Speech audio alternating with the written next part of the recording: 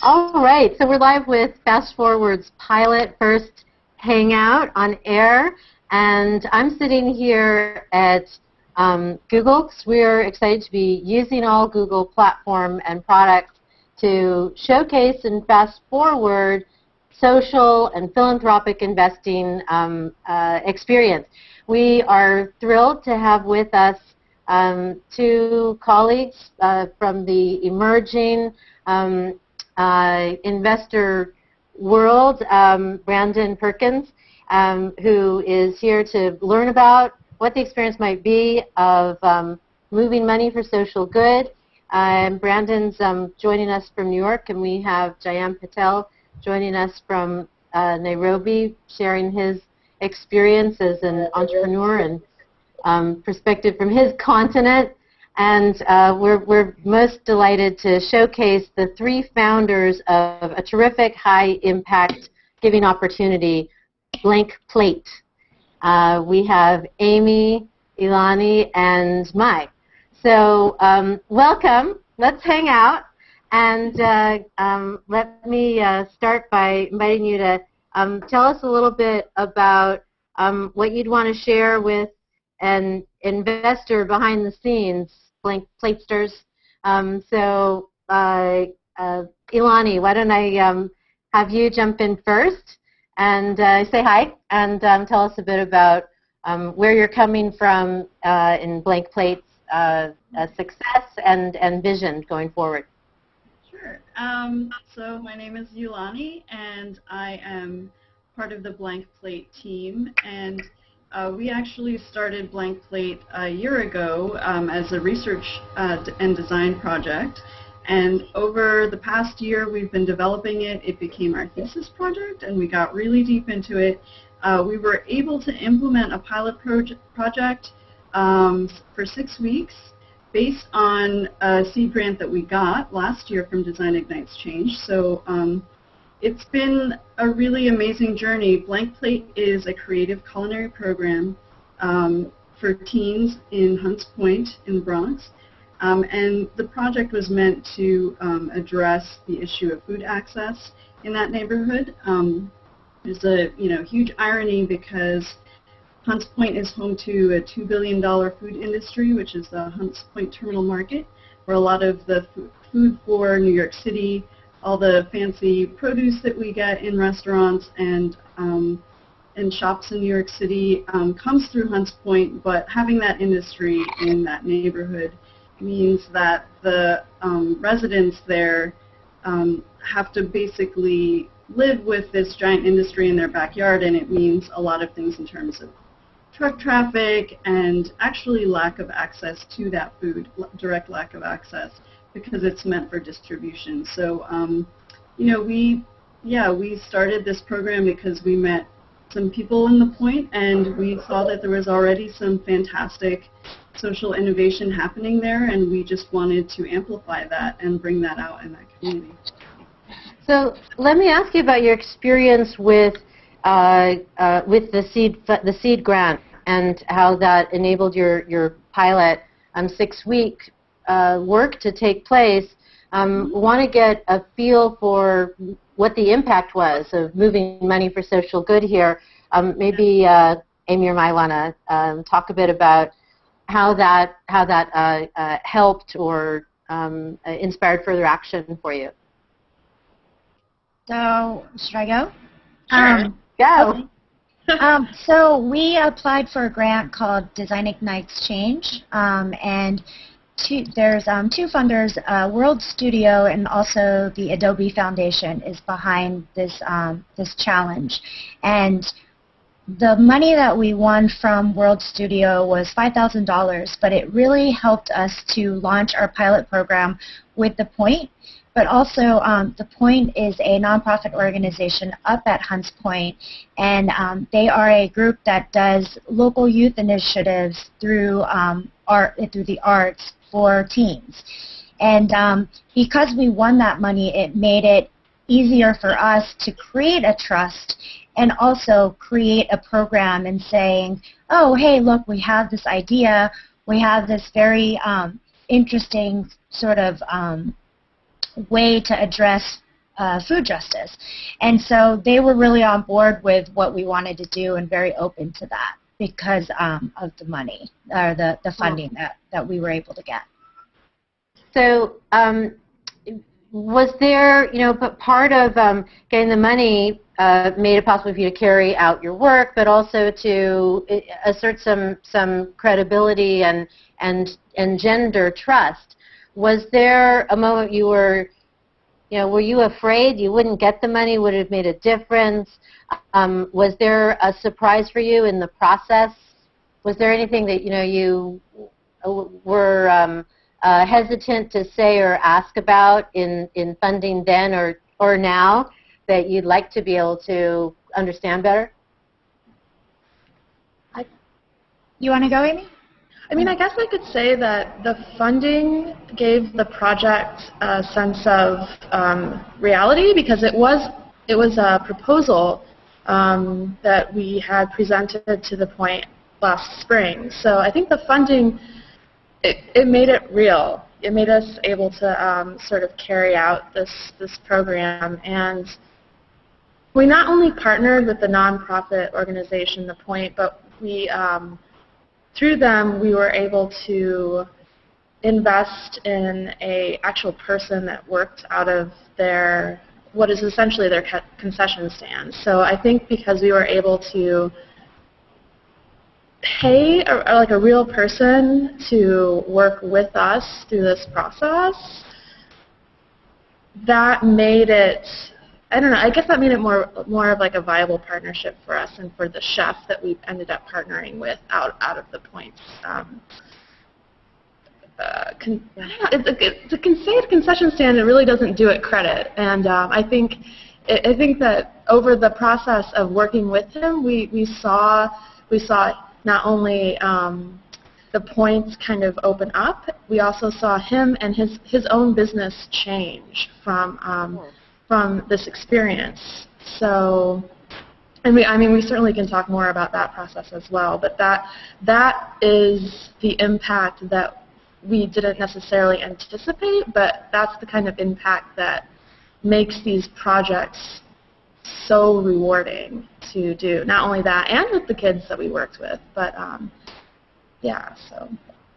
Well, that's the beauty of like a real person. I love you talking about having an actual person. Then people are alive, and their lives really do change from this work, and changes from the way we direct our resources.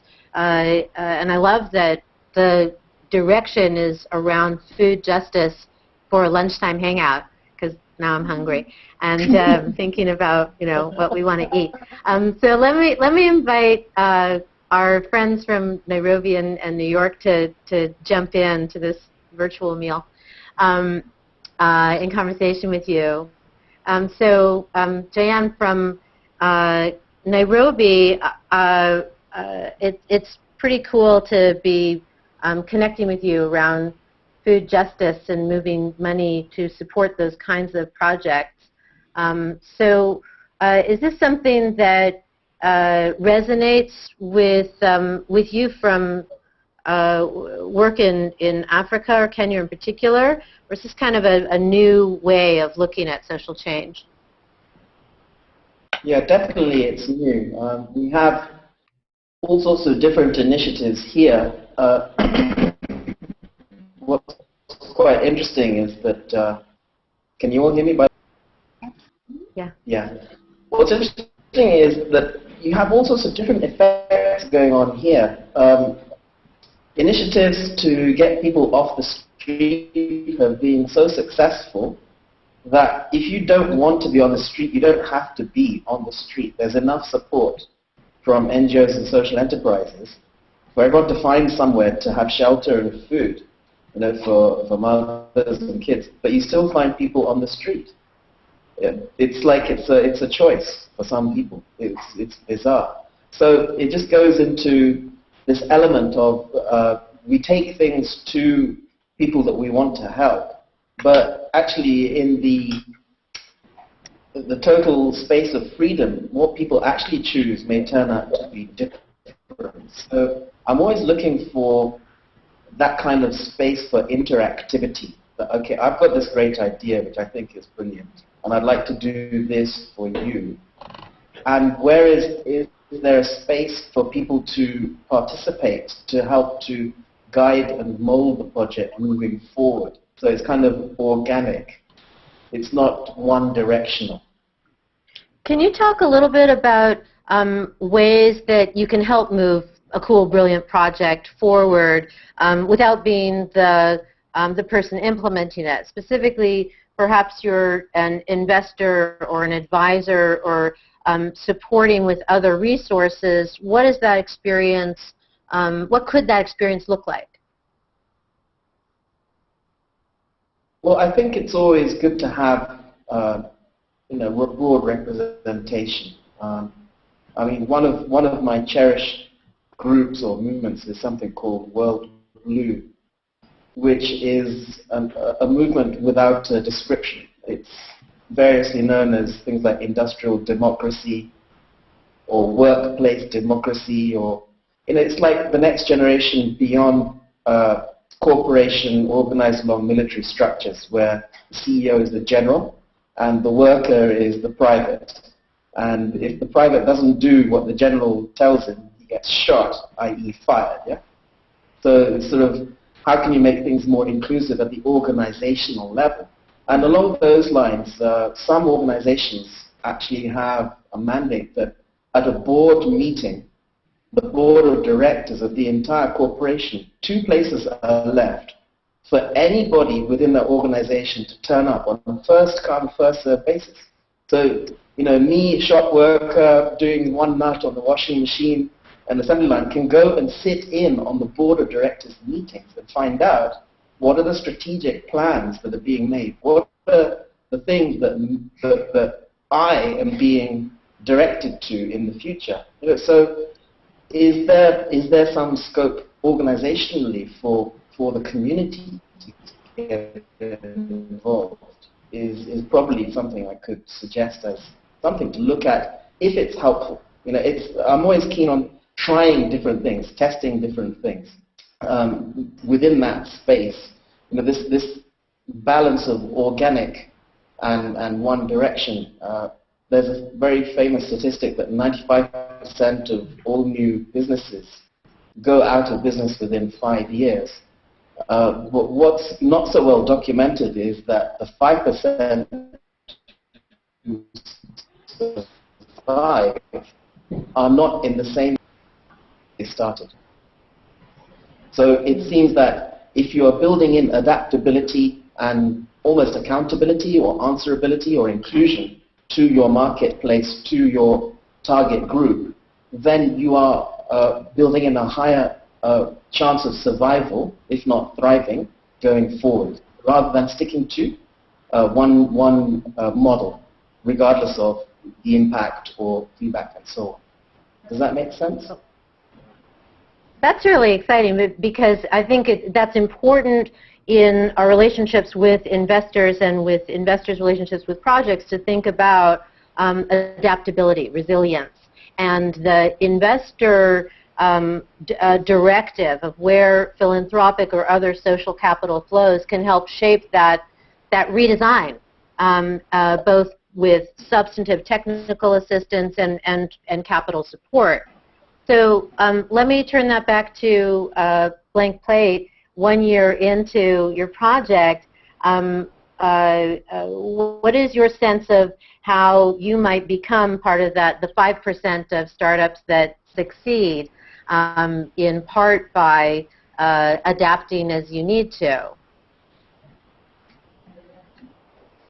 Well, actually, it's built into our mission, and one of the things that we really feel distinguishes Blank Plate from other sort of nutrition and wellness-based food programs is that we, as designers, bring a creative perspective to the culinary, and part of that goal for us was to use our skills to help bring out in the community what food culture is to them. So not to say that they don't have access to certain things and that we should expose them to those things, but to help them see what they already know about food, and have them tell us what food is for them, and to just sort of amplify that and build a food culture off of that. One of the things that's interesting there for me, teasing out another point from Jayan, is getting that input from those extra seats at the table. What is food culture? What does it mean to me or to my family? I was talking with someone yesterday who was saying whenever she goes to meet new people she wants to learn from, she asks them about what their favorite food stories are, like meals with family, and what was the lullaby that they remember from their childhood. There are these sort of common, fundamental breakthrough experiences we all can go back to immediately, and we all eat, and there's so much that's connected with what that means to us, and I'm sure there are some common threads, but then some particularities as well. It's cool that you're building in that input for adaptability.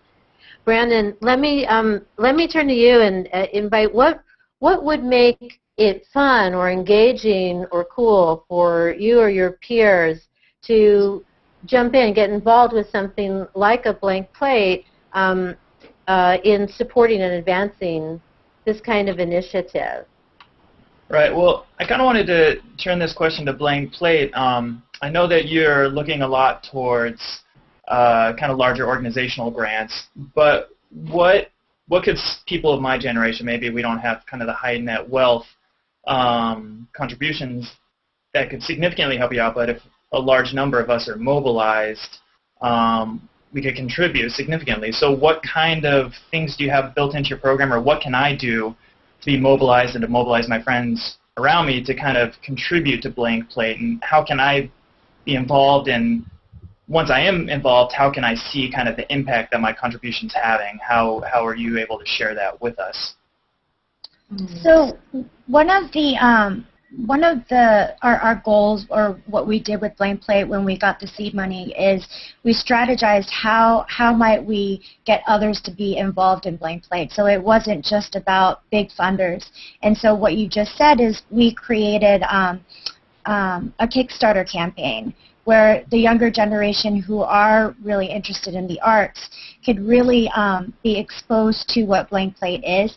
And also what we realized was, living in New York, not a lot of people knew about Hunts Point, and that 85% of our food stream came from that location. And so when we started sort of telling the story about Blank Plate to our friends, they were immediately sort of shaken by the whole aspect of how they were actually involved in this system. And so so Kickstarter, and then also Blank Plate, as one of our final events, we do a dinner party at the Point. And so that was a fundraising event. And a lot of younger students and sort of our friends came and participated. And so that's also how we've tried to get others involved in this movement. So I appreciate that question. That's exactly the kind of engagement we want to encourage between supporters, philanthropic and social, and the innovators. Let me just ask for Blank Plate, coming from one of your questions, if there are expectations that investors have. So I'm gonna direct that to Jayan and then Brandon. Oh, okay. I'm going to let Brandon go first on that. Okay. Well, Nice dodge. I guess from my point of view, looking at and kind of what I understand of the organization, I don't have any kind of financial gain expectations. The expectations that I would have coming into it is kind of what are the long-term impact of what's the long-term impact of my contribution. So be it my time or my money, how is it that I'm able to kind of be able to see how the organization is growing and what impact you're having, and not only just kind of immediately, but what's the follow-up of your organization after you have your dinner event that everyone's invited to. What's the follow-up for these teenagers? What do you do to keep them involved, to kind of keep the hype up so they're continually kind of wanting to better the area and their access and their perceptions of food? So key expectation, I think a lot of investors, especially new, young, emerging investors have, is show me what the impact is. Short-term, long-term, how is my support going to be making a difference? You know, how do we make a difference? Right, exactly. You guys have some other questions for each other? Comments? Praise? Food?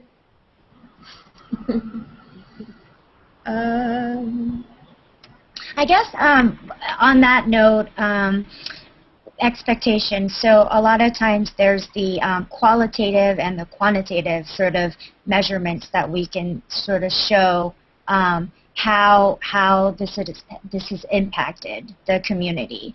And I think the short-term impact is very feasible. And Brandon, what you said was really interesting. The long-term, how much of the qualitative and the quantitative are you looking for, or is there more emphasis on the on either? Kind of what I would look for more than anything with the program is I would want to see that I understand that there's a lot of momentum built up at the very beginning, but I would like to see how that momentum is carried out. So how are these teenagers who participated in your program, how are they involved a month after, 3 months after, 6 months after, et cetera, and how are they kind of mobilizing their friends as well, and kind of what's the chain effect of this organization and how you have that built into kind of what you're adding to the table or adding to these teams. Mm-hmm. So I know we're going to need to wrap up our Hangout broadcast. And in closing, I want to thank everyone for hanging out this lunchtime. And also, sorry? There's one point I wanted to interject, if I may. In realm of expectations, sorry to extend, how do you assess expectation? I always like to put into any project, so whether it's NGO, social enterprise, or business, is how do you assess for passion? You have passion, you've been going at this yourselves, but you're a community-based project, so you have a number of people who you want to get enrolled, who you want to have involved. How do you ensure that the people who you're bringing into the program have that passion for? Yeah, but I wanted to throw that in, passion. It's not just a dessert fruit. Or other things. That's really important, and so we, we're also drawing from a lot of best practices in, business, nonprofit, startups, and really understanding that we need to be able to measure that and communicate that. So there are sort of quantitative ways that we can easily see how much our program is growing, but also it's just Blank Plate is also about bringing people together, and so that it's really evident to us. We can see how the group around the dinner table grows, and it's something that we document pretty thoroughly. And so, as we work with investors, it's really important for us to communicate with them to know, what they need to see, and sort of how we can go about reflecting that. I think when we talk about passion, it's hard to be passionate about metrics, frankly. I think that that's the quantitative side. Maya was talking about meaning quantitative and qualitative response to show your impact. The quantitative part, I think, is less about the passion. I think that's the qualitative. That's the story. That's the irrepressible energy you bring to this work and how you share it. So it's it's painting the picture of that face. It's inviting people to the table even when they can't actually sit there, so they can smell and taste and feel that food and that experience.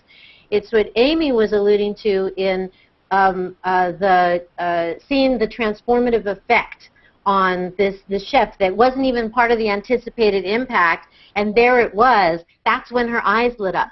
It's the part when your eyes light up that I think excites investors and everyone around whatever your table is, whether it's the board table that you have extra seats at, whether it's the dining table you've set through blank plate work, or the virtual table of a hangout.